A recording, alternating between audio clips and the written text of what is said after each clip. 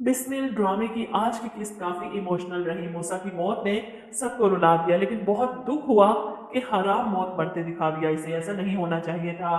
कोई एक्सीडेंट हो जाता, घर से बाहर जाता, कुछ कोई ऐसी चीज दिखा देते कि तभी मौत मर जाता। ये चीज दिखाकर इन्होंने बहुत दिल खराब किया। खास तौर पर नई जनरेशन को तो ऐसे ड्रामे बिल्कुल भी नहीं दिखाने चाहिए, जबकि वो इतने हाइपर हैं। और बाद में ड्रामों में माँ बाप की हालत देखकर, इनकी इतनी नेचुरल एक्टिंग देखकर सब सच समझ बैठते हैं कि हमें कुछ होगा तभी हमारे माँ बाप को एहसास होगा।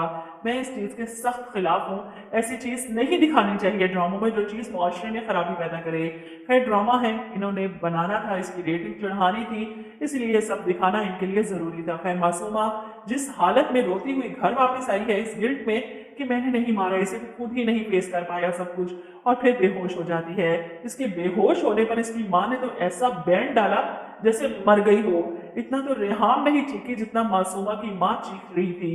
खैर, मासूमा को होश आता है तो रोती है, मैंने कोई गलती नहीं की, दूसरी शादी की थी शरीयत के मुताबिक। वहां पर सब लोग मुझे ऐसे देख रहे थे जैसे मैंने कोई गुनाह कर दिया हो। अच्छा, ऐसी लड़कियों को शरीयत ना अपने वक्त पर ही याद आती है। गलती तो इसी की है।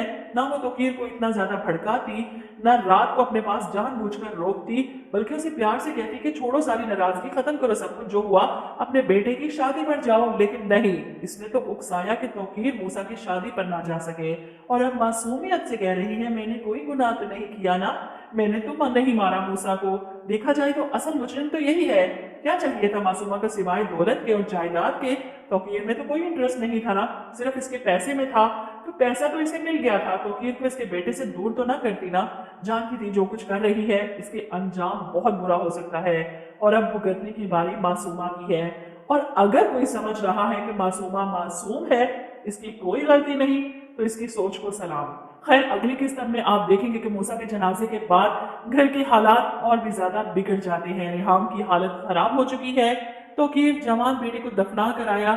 सबसे पहले इसके कमरे को देखता है, फूलों से सजा दुल्हे का कमरा। ये सब कुछ तो इसका ख्वाब था कि वो मूसा की शादी करेगा, कैसे धूमधाम से इसकी दुल्हन लेकर आएगा, इसके बच्चों को खिलाएगा। सब खत्म हो गया। इसकी जिद और अना ने इसके बेटे की जान ले ली। इधर रेहान तो बार बार बेहोश होती जा रही है।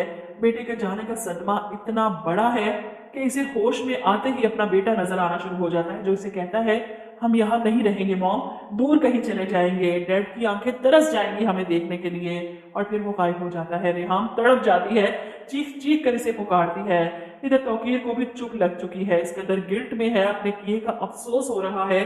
अब अकेला बैठा रो रहा है। और वहीं दूसरी तरफ मोमल के वालिद खुदगर्जी का मुजाहिरा करते हैं, मोमल को चुप करवाने के लिए, इसे तसल्लियां देने के लिए कि मूसा को इंसाफ दे रहे हैं। ऐसा डिप्रेस्ड इमोशनल इंसान किसी का भी अच्छा शोहर साबित नहीं हो सकता था। मोमल को इस सदमे, इस गिल्ट से निकालना चाहते हैं कि मूसा हमारी वजह से इस दुनिया से नहीं गया।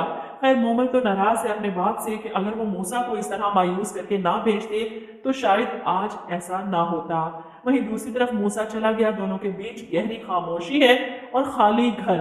तौकीर आगे बढ़ता है रेहाम को संभालने के लिए, इससे बात करने के लिए, तसल्ली देने के लिए। ऐसे में रेहाम जवाब देती है कि तुम्हारी अटेंशन, तुम्हारा प्यार सब झूठ है। मैं तो अपने बेटे के साथ ही मर चुकी हूँ, तुम क्यों जिंदा हो अब तक? हाँ, तुम्हारे पास तो वजह है, तुम्हारी जवान दूसरी बीवी। मेरे पास क्या था? सिर्फ एक मूसा ही, वो भी तुमने मुझसे छीन लिया।